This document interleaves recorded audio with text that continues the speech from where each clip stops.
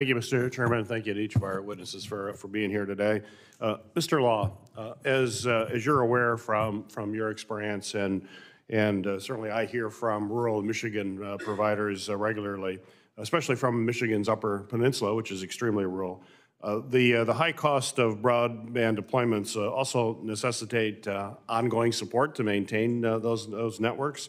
So that means our investment in building out rural broadband is only the first step to ensuring that these communities have service into the future. So I know you spoke about this in some of your testimony, but I would like you to expand on why ongoing maintenance of broadband networks is especially critical in extremely rural or hard-to-build areas, and how essential it is that the USF can continue to play a role in supporting that type of network sustainability. Thank you, Senator Peters. You've hit on a really a key foundation, I think, of what universal service helps accomplish for rural providers such as Golden West, which is the initial act of deploying the network. It's great. It's a lot of fun to bring improved services to customers. However, the economies that come with that, when you're dealing with, in my example, in Golden West case, the economies that come with a customer density of 1.5 customers per mile of facility, and our network in South Dakota spans roughly 14,000 network miles, route miles. So 1.5 customers per mile of network. There are higher maintenance costs. There are not customer revenues to support those ongoing maintenance costs, as well as there will be components in the network that will need to be upgraded over the years. Not every year, but over the years, the electronics and the other items over the life of that network. And again, there are not sufficient customer revenues, particularly in rural areas, the Upper Peninsula of Michigan, rural South Dakota, where we are predominantly rural consumers, not large business customers. It's consumers, whether it be farms or small communities, don't generate the type of revenues that will ever be able to sustain that, and USF fills that key role. All right, thank you. Mr. Chavez, thank you for your testimony here today. And as you may have seen, in September of 2022, the FBI, the Cybersecurity and Infrastructure Security Agency, and the Multi-State Information Sharing and Analysis Center released a joint cybersecurity advisory warning that a group known as the Vice Society are targeting the education sector with ransomware attacks, and the agencies anticipate that these attacks are only going to increase through this year and years forward. In November of last year, a ransomware attack in Michigan forced schools in Jackson and Hillsdale counties to close for 3 days. That's why I passed the K-12 Cybersecurity Act in last Congress to direct cybersecurity and infrastructure security agency to seek out solutions to this very significant problem. So, Mr. Chavez, my question for you is, how has your school district moved to tackle cybersecurity concerns, and what additional help can the federal government do to aid efforts for districts like yours?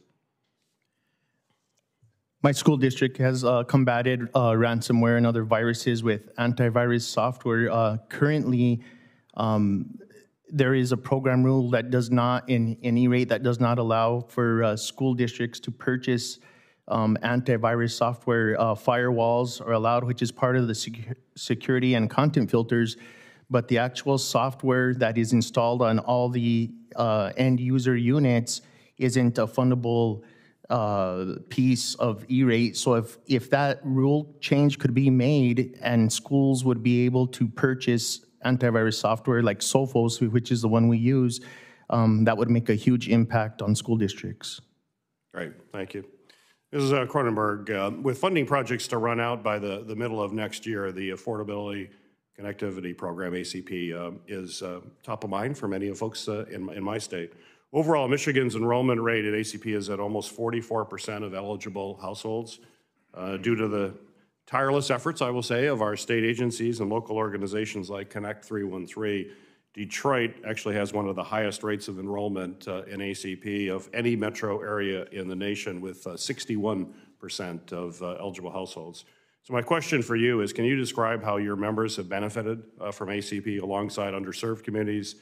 And do you think a sustainable USF fund could be used to help fund the Affordable Connectivity Program in the long term?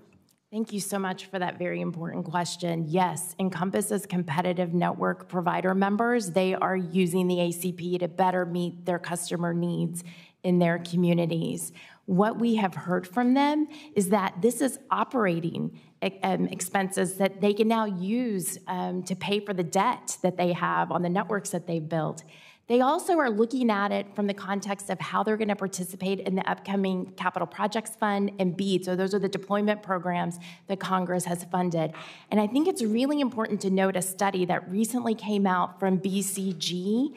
They were looking at the impact of ACP, and they've concluded that it reduces the necessary subsidy to deploy networks in rural areas by 25% per household. So what does that mean? We spend $360 per year in ACP per household.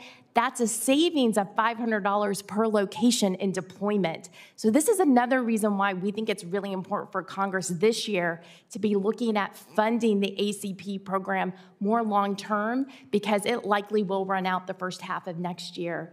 With respect to your second question, is it possible we could fold the ACP into the USF system? We think it may be possible. We also think it's very important that the FCC move forward on contribution reform before it did that, because there would be an exponential increase in the contribution factor if they had not addressed contribution reform before putting ACP into the program. There may be some legal issues that also need to be worked through, since it was Congress that created the ACP, not the FCC through the USF. So I think we'll need to be consulting with lawyers and talking about what congressional legislation might be necessary in order to do that. Great, thank you. Thank you, Mr. Chairman.